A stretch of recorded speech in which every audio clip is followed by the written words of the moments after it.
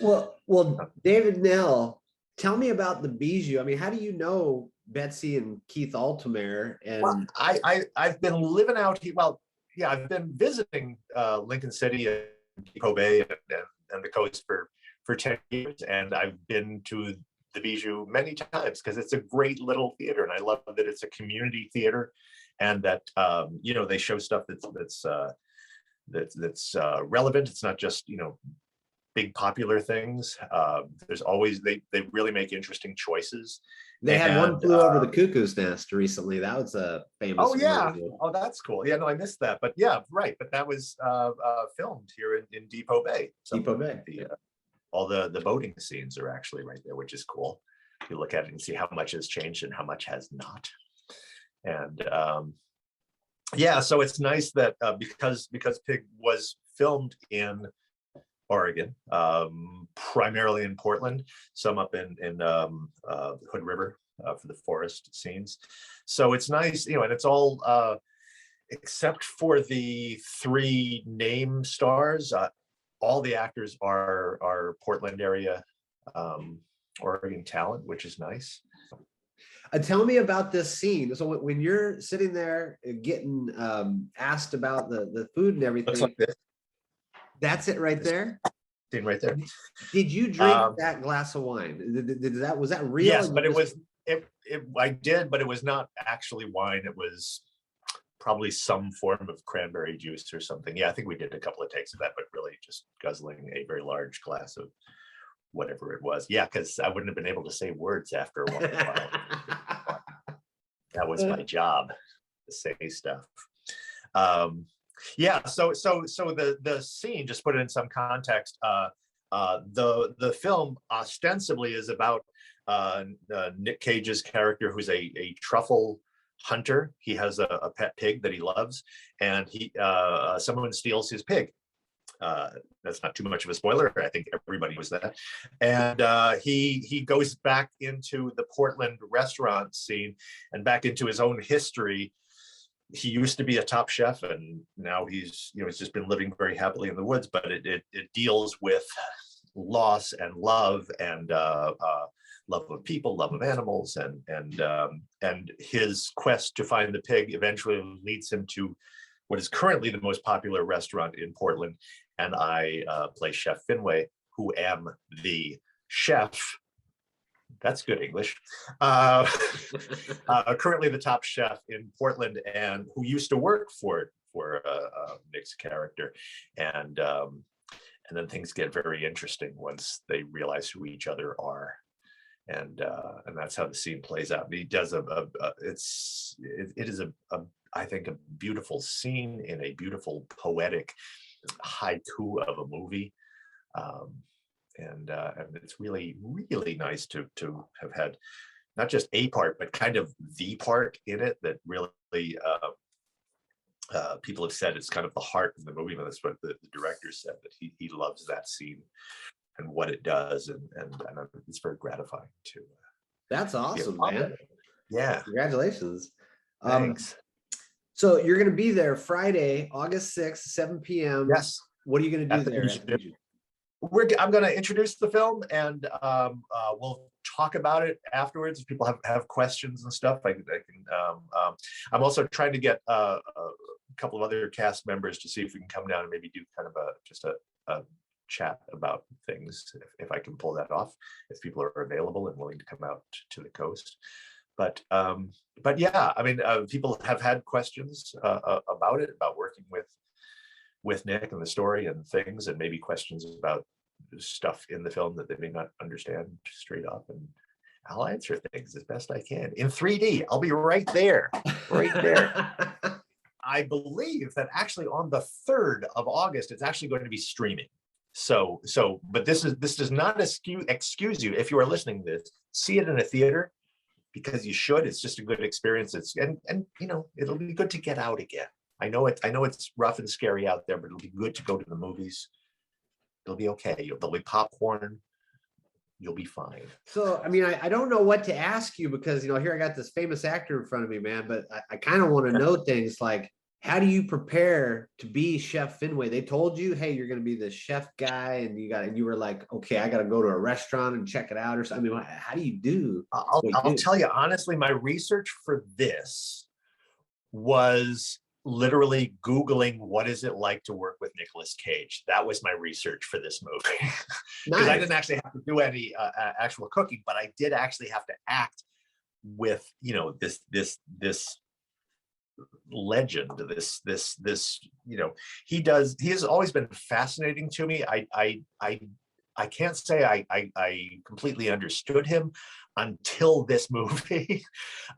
You know, he's always been somebody who has made really bold choices, and to my eye, often very wrong and weird choices. But here was the thing: when as I did my research for this, I watched one of those. He did one of those. Is it Vanity Fair or GQ or something, where they have actors talking about their most prominent roles over the years. And what I learned from that was that he is very, very dedicated to what he does.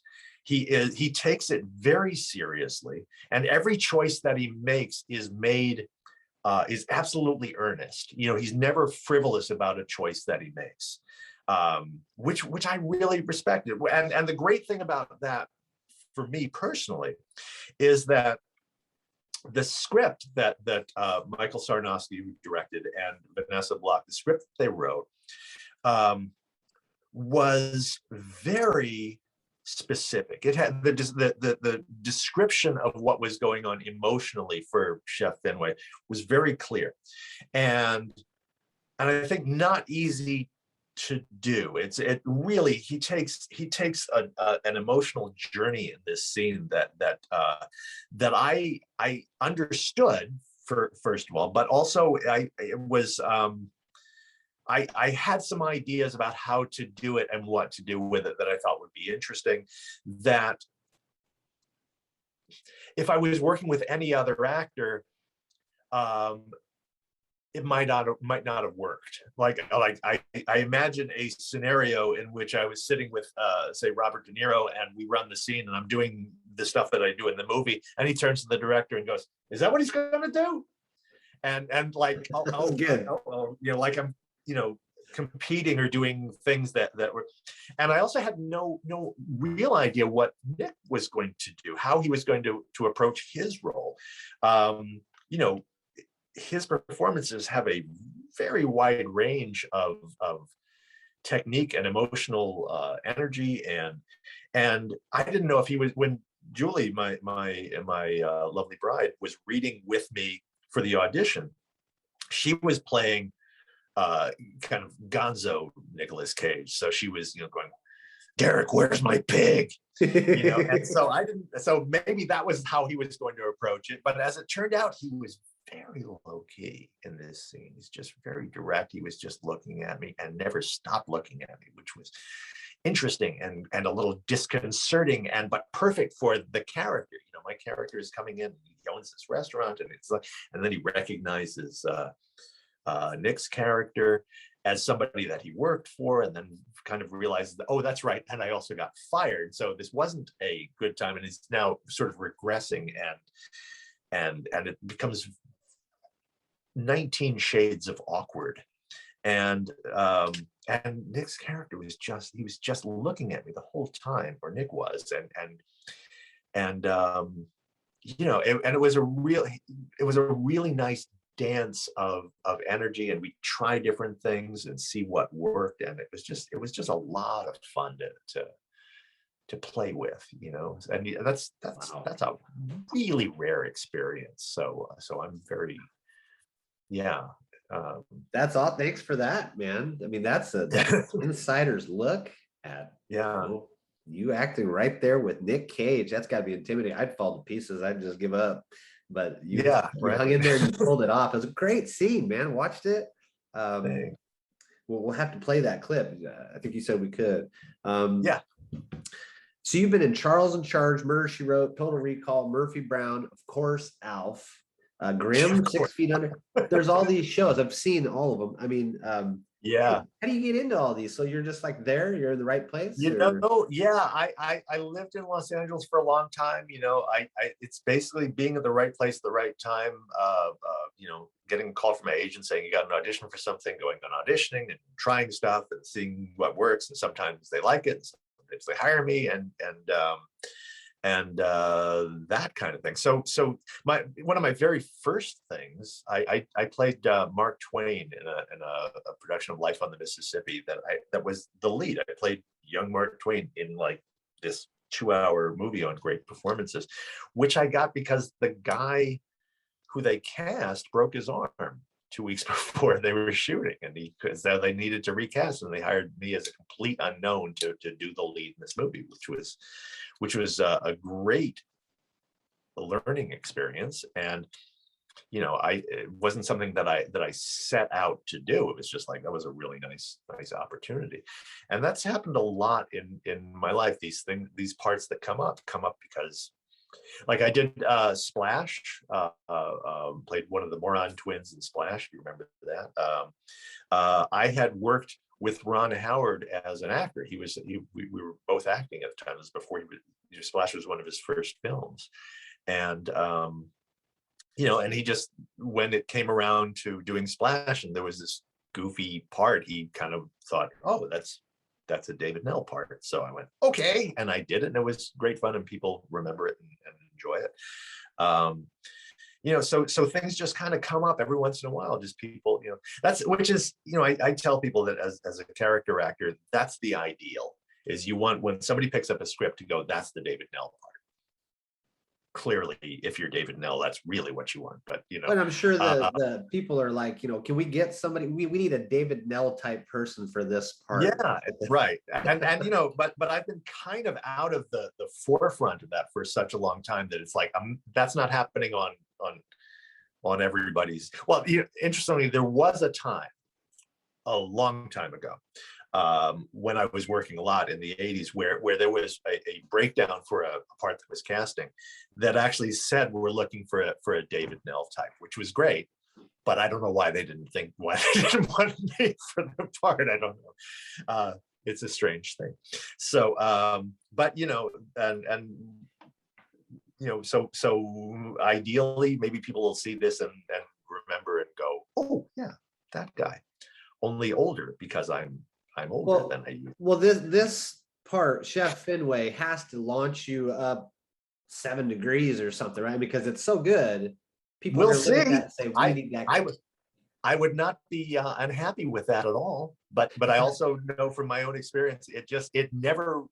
There's no rhyme or reason to this. You never know. You know, you never know. I've done leads in movies that have done nothing for me. So, you know, and small things people remember, and you know, that part of it is never something you can control. So the key is to, you know, enjoy stuff like this. This is a moment that's happening, and people are, and it's getting interest, and people are liking it, and that's really nice. And I'm perfectly aware that, like, that could be this week, and there it is, and this will be another thing that people will go, oh, you were that guy in that thing, and I go, yeah.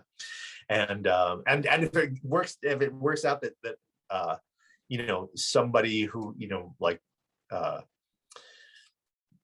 director that I respect goes, oh, this is the David Knell part, then I totally win. So it's really, you know, and if nothing else ever comes of this, I had a really amazing day working with Nicolas Cage.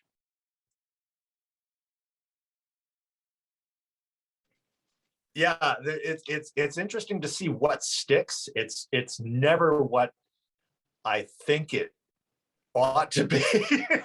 Right.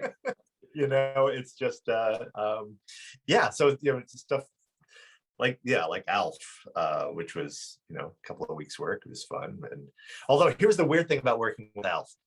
The first time we did a table read, you know, where everybody's just with the scripts and they're reading, there was this guy doing Alf's voice, and it was weird. And I realized, oh no, that's the guy who does the voice of Alf, but without the puppet, it was just some weird guy doing Alf's voice, and it didn't sound right. It didn't sound like it was actually him.